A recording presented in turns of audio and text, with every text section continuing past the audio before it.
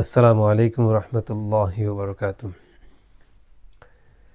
সম্মানিত ফেসবুক বন্ধুগণ, আশা করি আপনারা যে যেখানে আছেন সবাই ভালো আছেন। আজকে আমি পবিত্র রমজানুল মুবারকের প্রিপারেশন বা প্রস্তুতি নিয়ে আপনাদের সাথে আলোচনা করব। যেহেতু রমজানুল মুবারক আমাদের খুবই নিকটবর্তী, সুতরাং রমজানুল মুবারকের আগে আমাদেরকে শারীরিক এবং মানসিকভাবে প্রস্তুতি নিতে হবে। যদি আমাদের ভালো প্রস্তুতি থাকে তাহলে রমজান মুবারকে পবিত্র রোজাগুলো রেখে আমরা অশেষ সওয়াব হাসিল করতে সক্ষম হব ইনশাআল্লাহ। তো প্রথমত আমাদেরকে শারীরিকভাবে বা ফিজিক্যালি আমাদের প্রিপারেশন নেওয়ার দরকার। ফিজিক্যালি প্রিপারেশনের মধ্যে হলো আমরা যত ধরনের গুনাহের কাজ আছে সেগুলো আমরা সেগুলো বাদ দিব, সেগুলো থেকে আমরা বিরত থাকব। আর স্পিরিচুয়ালি বা মানসিকভাবে যেগুলো করতে হবে সেটা হলো হিংসা, বিদ্বেষ এবং ক্রোধ, লোভ, মোহ, এগুলো থেকে আমাদের নিজেদেরকে বিরত রাখতে হবে। তো যাই হোক, আল্লাহ রাব্বুল আলামিন আমাদেরকে শারীরিক এবং মানসিক দুইটা দিয়েই সৃষ্টি করেছেন। শারীরিক অবস্থা, মানসিক অবস্থা আমাদের আছে এবং দুইটা নিয়ে আমরা চলি, এবং এই দুইটাকেই আমরা সমান্তরালভাবে ভালো রাখতে হবে রমজান মুবারকের পূর্ণাঙ্গ সওয়াব হাসিল করার জন্য। প্রথমত আমাদেরকে যে জিনিসগুলোর প্রতি লক্ষ্য রাখতে হবে সেগুলো হলো যে জিনিসগুলো আমাদের পণ্য হাসিলের ক্ষেত্রে বাধার সৃষ্টি করে সেগুলো আমরা করব না। যেমন আমরা যদি হিংসা বিদ্বেষ করি, আমাদের যদি রাগ থাকে, স্বভাবতই যখন মানুষ ক্ষুধার্ত থাকে তখন তার একটু রাগ থাকে তার মধ্যে। সেই সময় যদি আমরা আমাদের রাগকে কন্ট্রোল করতে না পারি তাহলে রোজার পূর্ণাঙ্গ পুণ্য বা সওয়াব আমরা অর্জন করতে পারবো না। সেই হেতু আমরা আগে থেকেই ওগুলো প্র্যাকটিস করতে হবে, অনুশীলন করতে হবে কিভাবে আমাদের রাগকে আমরা কন্ট্রোল করব।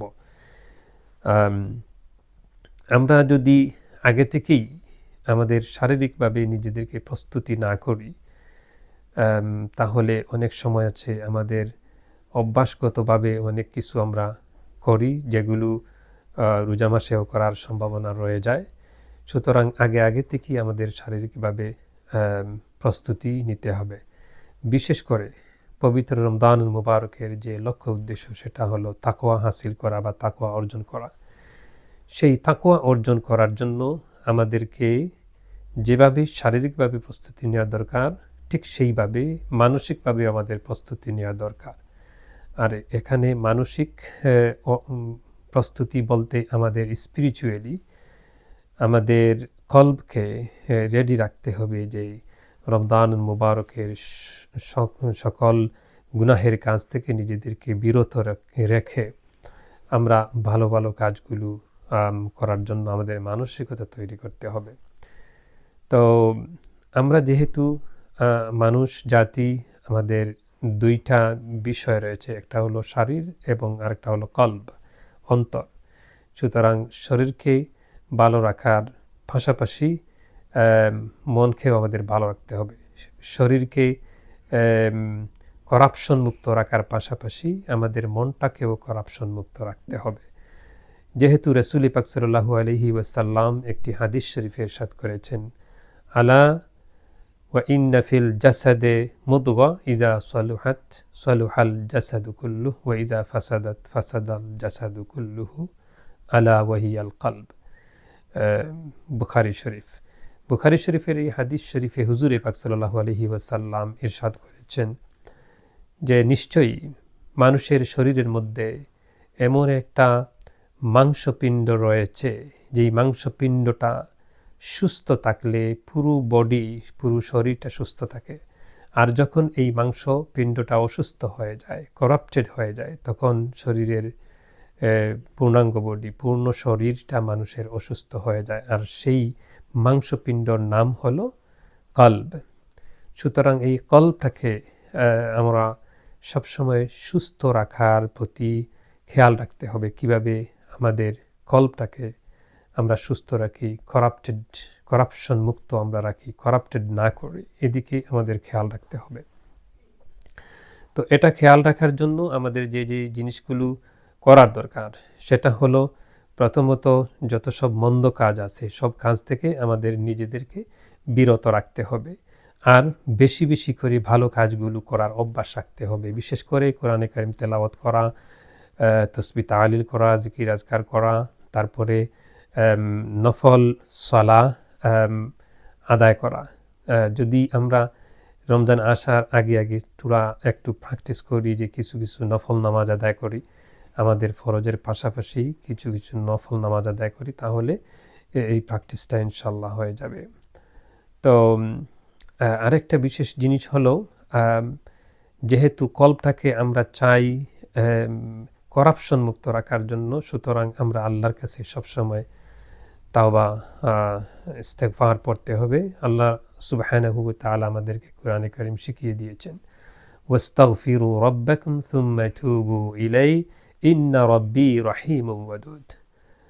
তোমরা আল্লাহ সুবহানাহু ওয়া তাআলার নিকটে ক্ষমা প্রার্থনা করো, ক্ষমা চাও, এরপরে তোমরা তার দিকে পূর্ণাঙ্গভাবে তোমরা ফিরে আসো, তওবা করে ফিরে আসো। যদি তোমরা এরকম করো, আল্লাহর নিকটে যদি তোমরা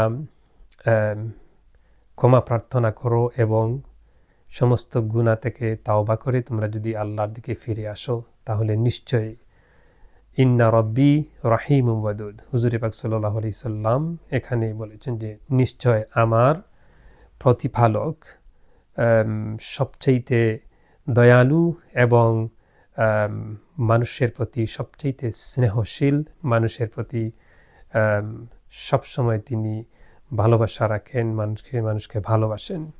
সুতরাং আমরা যদি আল্লাহ সুবহানাহু ওয়া তাআলার নিকটে সবসময় ইস্তেগফার পাঠ করি, তাওবা করি, আল্লাহ রাব্বুল আলামিন আমাদেরকে ভালোবাসবেন, আমাদের প্রতি দয়া প্রদর্শন করবেন, আমরা দয়া প্রাপ্ত হব আল্লাহর নিকট থেকে। আর যে যে জিনিসগুলো করার দরকার, সেটা হলো আমরা যেন আমাদের হৃদয় থেকে হিংসাকে, বিদ্বেষকে আমরা সরিয়ে রাখি, কারণ এই হিংসা বিদ্বেষ আমাদেরকে তাকওয়া অর্জন করার ক্ষেত্রে বাধা প্রদান করে থাকে। কেননা হুজুর পাক সাল্লাল্লাহু আলাইহি ওয়াসাল্লাম ইরশাদ করেছেন, ইয়াকুম ওয়াল হাসাদ ফা ইন্নাল হাসাদা ইয়াকুলুল হাসানাত কামা তাকুলুন নারুল হাতাবা আউল উশবা, রাওয়াহু আবু দাউদ। এই হাদিস শরীফে হুজুর পাক সাল্লাল্লাহু আলাইহি ওয়াসাল্লাম আমাদেরকে অত্যন্ত দৃঢ় কণ্ঠে বলেছেন যে তোমরা হিংসা সম্বন্ধে তোমরা খুবই সতর্ক থাকিও, কেননা এই হিংসা মানুষের পুণ্যকে এমনভাবে ধ্বংস করে দেয়, যেভাবে শুকনো কাঠ,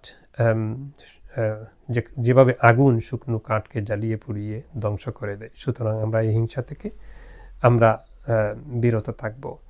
আমরা সহজে রাগান্বিত হব না অন্য মানুষের প্রতি। আমরা রমজানুল মুবারকে মানুষের প্রতি দয়ার ব্যবহার করব, মায়ার ব্যবহার করব।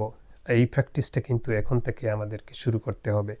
আর বিশেষ করে যারা গরিব মানুষ আছেন তাদের প্রতি আমাদের সদয় হতে হবে। বিশেষ করে রমজান মুবারক আসার আগে আগে তাদেরকে যদি আমরা ডোনেশন করি, তাহলে সেই পয়সা দিয়ে তারা রমজান মুবারকে সেহরি এবং ইফতারের তারা ব্যবস্থা করবে এবং সুন্দরভাবে স্বাচ্ছন্দ্যভাবে তারা রমজান মুবারকের রোজাগুলো আদায় করতে পারবেন। এই জন্য আমরা তাদের প্রতি আগে থেকেই আমরা কিছু দান দক্ষিণা করার জন্য আমাদের মন মানসিকতা আমরা রাখি। তো যাই হোক, আল্লাহ রাব্বুল আলামিন আমাদেরকে জন্য এই তৌফিক দান করেন, পবিত্র রমজান মুবারকের পূর্ণাঙ্গ প্রস্তুতি নেওয়ার তৌফিক দান করেন। পাশাপাশি রমজান মুবারকের যে মেইন গোল, এই মেন অবজেক্টিভ সেটা হলো গিয়া তাকওয়া হাসিল করা। এই তাকওয়া হাসিল করতে যত কিছু করার দরকার সব কিছুই যেন আমরা করতে পারি এবং আল্লাহ যেন আমাদেরকে তৌফিক দান করেন আমরা যেন রমজান মুবারকে তাকওয়া অর্জন করতে পারি, পরহেজগারি অর্জন করতে পারি। সবাইকে ধন্যবাদ। আসসালামু আলাইকুম রহমতুল্লাহ।